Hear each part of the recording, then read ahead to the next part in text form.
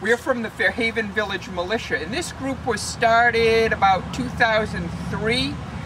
First of all, there were some guides that were on duty at Fort Phoenix. The Office of Tourism in Fairhaven started that program. We had some guides dressed in street clothing who learned about the history of Fort Phoenix. And as we went along, we started dressing in period costume. More people joined the group, and we decided to form a separate organization called the Fairhaven Village Militia. So since about 2003, we've been an organization that camps at Fort Phoenix a couple of times a year. We've participated in events at Fort Tabor. We've been to Mattapoisett here several years now for Heritage Days. The first year we came here was for the sesquicentennial a few years ago, and this is one of the nicest places we get to camp along the river here.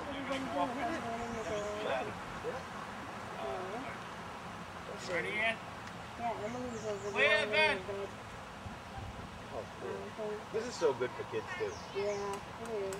Did you camp out? Yeah, we slept last night, and we're gonna sleep tonight. We're in the ball. Take it down like tomorrow afternoon. So I got a job, I don't know if your mother told you, but I got a job at Westport High School as an English teacher. No, good for you. Yep, and then, so I've been going back to my master's, and I've been subbing in Fairhaven. And they needed, in Westport, they needed a teacher who could teach English and journalism. So it's perfect for me because that's my background. So I'm very excited. That's what I do. So you must have upper level classes, I'm going to assume. No, actually I have, well, I have a journalism class which I think is low charge. And then I have a sophomore English and a freshman writing class. But I think they started me off with the writing ones, so that's different. Ram charge! I don't know. But I'm also going to help, like, coordinate the newspaper. Charge, loaded and ram. Yeah, that'd be Pick good. your prime. Yeah, so it's big change, but it's exciting. That's true. We had days when it wasn't supposed to rain at all. We had lots of thunderstorms. You just never know. Prepare to fire. Fire. That's a nice set, though. My name is Rachel Spooner, and today I'm doing some spinning at our camp in Mattapoisett. What I'm doing is I'm taking wool, which was sheared from a sheep in Dartmouth. His name is Ed. And it comes out looking like this when we first shear it. Then you have to wash it and you brush through it, take out all of the foreign particles in it, and you comb it out, and it comes out looking more like this sort of thing, like a hank of straight wool. Then we take the wool and we attach it to the piece that is on the spinning wheel. This wheel is more designed for spinning flax as opposed to linen. Well, this is more for linen, which you get from the flax plant, but I can use it for wool. Generally, we use the large walking wheels that are as tall as I am for spinning wool, but I cannot bring that with me when I come to camp, so I use my small wheel for spinning flax and for spinning wool. So today I have my wool. What I need to do is take a large piece of wool. This is how all of our clothing is made, whether it's linen or flax or cotton. You take the fibers, you pull Fire in them the out, hole.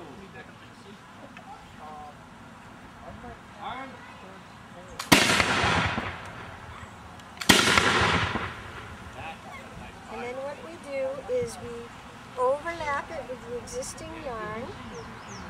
I draw it out a bit between my fingers, and then I keep spinning. And as the fibers twist, they add strength to the yarn.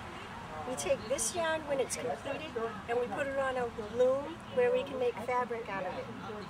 Of course, with wool, you could also ply it with one or two more strands, and you can make yarn for knitting as well, which I have done on occasion.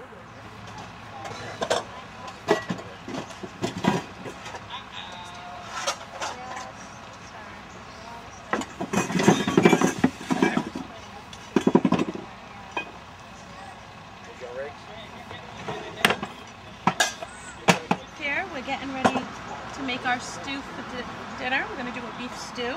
Okay. Caitlin, here's a cutting board, honey. Do you want to do potatoes or carrots? There you go. There you go. Thank you. Your garbage bowl. We're going to put in some... Right now, we're just cutting up our potatoes, carrots, and onions. Then we're going to boil our beef and just let it cook all day long. Is that going to be what you eat for the full encampment, or? That will be the noon meal, the evening meal, along with the girls after. We'll be making biscuits. Okay. And that's what we're planning on for today.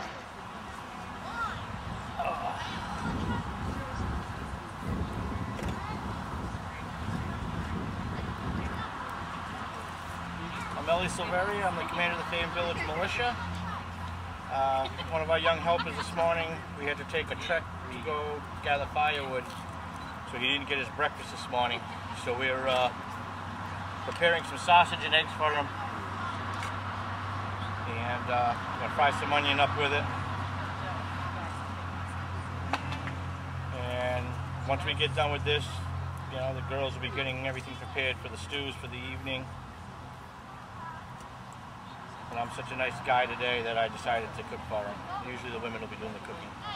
Hot. And how long do you think it would take for them to make the stew? Do they have to start really early? The stew, they'll start that usually around 10 o'clock. And it takes all morning to get the stew ready for the afternoon. Okay. We usually eat around 1 o'clock, so it's usually about 3 hours. The young girls are here now, they just come in from their homes, and they'll prepare all the vegetables, and then we're going to have a nice venison stew for lunch. We also have another girl coming in, and she's bringing in a rabbit stew. So we'll be having some of our local delicacies. Venison, deer meat, we'll have the rabbit. We've got locally in our gardens eating our vegetables. So, fresh chicken eggs from our chickens. Went out to the hen house this morning and grabbed our eggs. So we'll fry up a couple eggs in here. You got the leaves from the trees falling in there, a little flavor. So this is basically, you know, the routine: camp, eat, work, drill later on, and basic camp life. My name is Jonathan Fletcher, and this is Abigail Hawkins. And today we're portraying a couple. I was on the ship out in the harbor, a British ship, and I escaped and hid in Abigail's barn. And Abigail, her husband, passed away at Bunker Hill battle. And Abigail has inherited his farm and his tailor shop. And so she hid me in the barn from the British, because if they found me, they would hang me, and furnished me with her husband's clothes. Well, I have been trying to court Abigail, asking her if she'll marry me. And if Abigail marries me, her barn, farm, and tailor shop become mine. So I have asked Abigail, will you marry me? I don't think so. I'm a little bit too old for that. And so I continue to pursue Abigail in hopes that someday we can get married. You never know. Now that's not a bad thing that I get all her worldly goods, you know, because George Washington married Martha, the richest widow in Virginia, and he got all her goods and lands. So I'm just after a little bit. But anyhow, we're here at the encampment, and Abigail has ladies' clothes, which she will describe to people as they come into the encampment. I have here an ankle loom, which dates back to the 1100s AD. The ankle loom makes these sashes, and we wear these sashes not for decoration, but to protect our clothing, because we wear belts with swords and all kinds of things hanging on them, and they wear the clothing out. Well, clothing is very, very expensive, most of it had to be imported from England. So to prevent it from wearing out, we wear the sash. The inkle loom can be used to make other things. You can knit these sashes together and make a blanket if you wanted to. So I'll be demonstrating that a little bit later on today. And other than that, we're just here to enjoy the environment and have a little fun, meet people. We love to meet people and talk to them. The more the merrier. Hi, my name is Lindsay, and I'm 6. And what are you going to do today, Lindsay? I'm going to make a fish net. First, you take the 2 strings with your left hand, left-handed. You swing it over, take it with your right hand if you're right-handed. And then you grab the string and pull it through the loop. And then you pull the loop up until you make your triangle. And you have to make a lot of triangles? And you have to make a lot of triangles until you get yeah. Now, Lindsay, what will you do with this net when you're done? Give it to the boys to go fishing. And what do you do once you have the fish? What did your dad do at Fort Phoenix? Remember, we cut it up, we cook it. We cut it up and cook it. Sounds good. Thank you, Lindsay. Hi, I'm the barber and surgeon and dentist for the Village Militia. And I'm the assistant. This is my assistant, Sarah. The barber was where you went to have your hair cut, get a shave, and also to get your teeth pulled.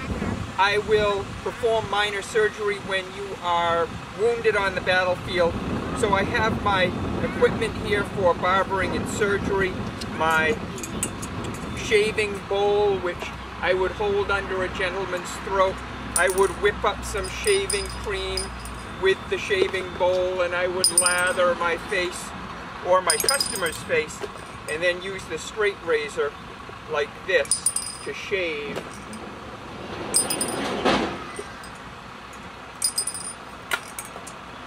So I do the shaving of all the gentlemen. Everyone shaved back then.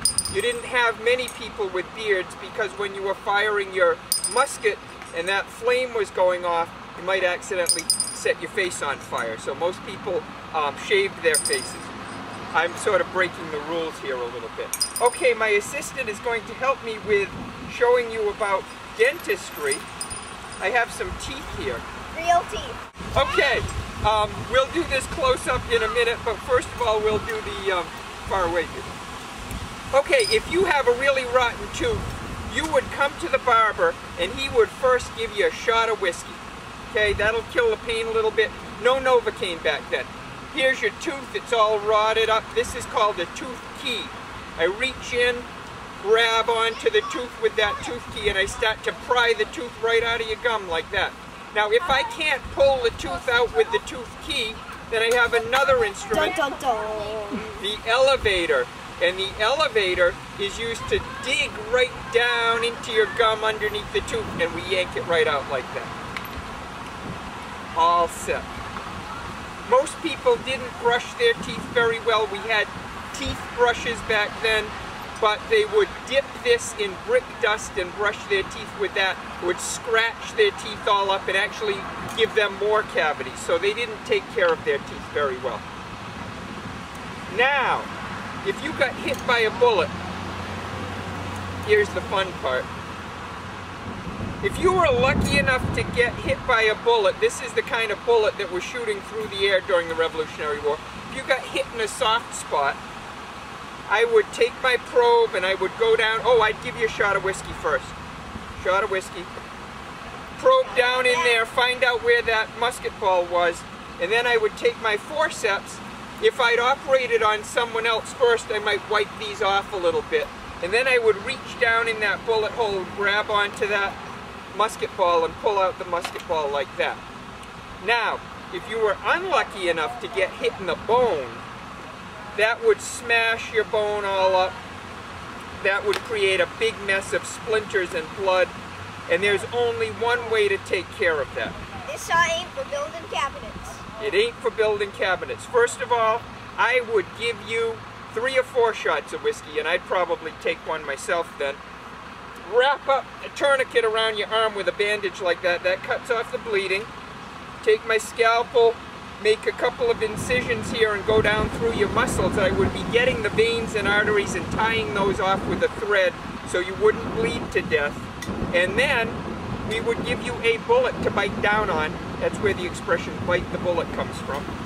And while we were holding you down, a couple of men would hold you down, you're biting the bullet, and I would use the bone saw to chop that arm or your leg right off. You had a much better chance of survival that way. So those are some of the things that the barber and the dentist and the surgeon would do during the Revolutionary War.